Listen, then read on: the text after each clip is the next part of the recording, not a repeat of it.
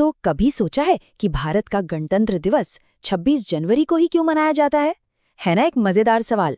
और इसका जवाब पता है कहाँ छिपा है? हमारे स्वतंत्रता संग्राम के गौरवशाली इतिहास में। हाँ, तो यही है वो सवाल जो अक्सर दिमाग में आता है। सोचिए, हमारा संविधान 26 नवंबर 1949 को बनकर बिल्कुल तैयार था, सब कुछ फाइनल। लेकिन फिर भी उसे लागू करने के लिए पूरे 2 महीने का इंतजार किया गया। आखिर ऐसा क्यों? चलिए आज इसी गुत्थी को सुलझाते हैं। अच्छा, तो इस सवाल का जवाब ढूंढने के लिए ना हमें थोड़ा सा टाइम ट्रैवल करना होगा, इतिहास में पीछे चलना होगा। हाँ, बिल्कुल सही सुना। इस पूरी कहानी की जड़ें हमारे संविधान के लिखे जाने से भी करीब करीब 20 साल पहले की हैं। तो फिर देर किस बात की? चलिए पलटते हैं इतिहास के वो पन्ने जहाँ 26 जनवरी की तारीख को एक खास पहचान मिली। तो कहानी शुरू होती है पूर्ण स्वराज के एक बहुत बड़े, एक ऐतिहासिक संकल्प से। ये वो पल था, वो मोड़ था जिसने भारत की आज़ादी की लड़ाई को एक बिल्कुल नई दिशा दे दी थी। चलिए इस पूरी कहानी को ना एक एक करके समझते हैं। बात है साल 1929 की। जगह थी लाहौर, जहां कांग्रेस का अधिवेशन चल रहा था। वहां पंडित जवाहरलाल नेहरू की अध्यक्षता में एक बहुत बड़ा फैसला लिया गया, पूर्ण स्वराज का। मतलब अब हमें आधी अधूरी नहीं बल्कि पूरी आज़ादी चाहिए। और इसी जोश में ये भी तय हुआ कि आने वाली 26 जनवरी 1930 को पूरा देश अपना पहला स्वतंत्रता दिवस मनाएगा। और जानते हैं, ऐसा ही हुआ। उस दिन पहली बार तिरंगा फहराया गया और आज़ादी का जश्न मनाया गया। अब देखिए, कहानी में ट्विस्ट ये है कि भारत को असली आज़ादी मिली 15 अगस्त 1947 को। तो जब हमारा संविधान 26 नवंबर 1949 को तैयार हो गया, तो सबने सोचा कि उस पहले स्वतंत्रता दिवस, उस 26 जनवरी की याद को जिंदा रखना चाहिए, उसे सम्मान देना चाहिए। और बस इसीलिए इस तारीख को चुना गया। तो समझ रहे ना, ये 26 जनवरी की तारीख कोई ऐसी वैसी कोई आम तारीख नहीं थी। अरे, इस एक तारीख ने लगभग 20 सालों तक करोड़ों भारतीयों के दिलों में आज़ादी की लौ को जलाए रखा था। हर साल इस दिन लोग आज़ादी का सपना देखते थे। तो बस हमारे संविधान निर्माताओं ने इसी ऐतिहासिक दिन को गणतंत्र दिवस के रूप में चुनकर हमेशा हमेशा के लिए अमर कर दिया। तो 26 जनवरी की कहानी तो अब साफ हो गई, पर अब एक और जरूरी सवाल पर आते हैं।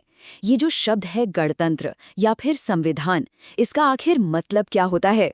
चलिए इसे भी थोड़ा आसान भाषा में समझते हैं। देखिए, बहुत ही आसान शब्दों में कहें तो संविधान किसी भी देश का सबसे बड़ा कानून होता है। ये एक तरह की रूल बुक है, एक गाइड बुक जो ये बताती है कि देश कैसे चलेगा, सरकार की क्या शक्तियां होंगी और सबसे जरूरी, हम नागरिकों के क्या अधिकार होंगे। ये हमारे हक की गारंटी। और हाँ, ये रूल बुक कोई 1-2 पन्नों की नहीं थी। जरा सोचिए, दुनिया के सबसे लंबे, सबसे विस्तृत लिखित संविधान को बनाने में पूरे 2 साल, 11 महीने और 18 दिन लगे। ये दिखाता है कि हमारे संविधान बनाने वालों ने कितनी मेहनत, कितना गहरा चिंतन किया था। अब जरा इन आंकड़ों पर नजर डालिए, काफी दिलचस्प हैं ये। जब हमारा संविधान 1950 में लागू हुआ था, तो उसमें 22 भाग थे, जो अब बढ़कर 25 हो गए हैं। 395 आर्टिकल्स थे, जो अब करीब 448 हो गए हैं। और 8 शेड्यूल्स की जगह अब 12 हैं। जानते हैं इसका क्या मतलब है? इसका मतलब है कि हमारा संविधान कोई पत्थर की लकीर नहीं है। ये एक जिंदा दस्तावेज है जो समय और जरूरत के हिसाब से खुद को ढालता रहा है।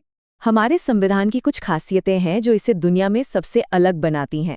पहली बात, जैसा कि हमने कहा, ये दुनिया का सबसे लंबा लिखा हुआ संविधान है। दूसरी बात, ये मजबूत भी है और लचीला भी। मतलब कुछ बुनियादी चीजें बदलना लगभग नामुमकिन है, लेकिन जरूरत पड़ने पर इसमें बदलाव भी किए जा सकते हैं। और सबसे बड़ी खूबी, ये संसद की ताकत और अदालतों की ताकत के बीच एक कमाल का बैलेंस बनाता है। चलिए, अब इतिहास से निकलकर आज में आते हैं। देखते हैं कि इस ऐतिहासिक दिन को आज का भारत कैसे मनाता है। और जब भी 26 जनवरी की बात होती है, तो सबसे पहले आंखों के सामने क्या आता है? बिल्कुल सही, दिल्ली की भव्य गणतंत्र दिवस परेड। कर्तव्य पथ पर जो नज़ारा होता है, वो वाकई देखने लायक होता है। सबसे पहले भारत के राष्ट्रपति तिरंगा फहराते हैं। राष्ट्रगान की धुन के साथ 21 तोपों की सलामी दी जाती है। रोंगटे खड़े हो जाते हैं उस वक्त। फिर शुरू होती है भव्य परेड, जिसमें एक तरफ हमारी सेना की ताकत दिखती है तो दूसरी तरफ हमारे देश की रंग बिरंगी संस्कृति। अलग अलग राज्यों की शानदार झांकियां निकलती हैं और आखिर में आसमान में गरजते हुए वायुसेना के विमानों का फ्लाई पास्ट। सच में एक अद्भुत अनुभव है ये। और ये दिन सिर्फ जश्न का ही नहीं बल्कि सम्मान का भी है। इसी दिन देश के असली हीरोज को सम्मानित किया जाता है। एक तरफ भारत रत्न और पद्म पुरस्कार जैसे देश के सर्वोच्च नागरिक सम्मान दिए जाते हैं, तो दूसरी तरफ असाधारण बहादुरी दिखाने के लिए परमवीर चक्र, अशोक चक्र जैसे वीरता पुरस्कार भी दिए जाते हैं। ये वो लोग हैं जिन पर पूरे देश को गर्व।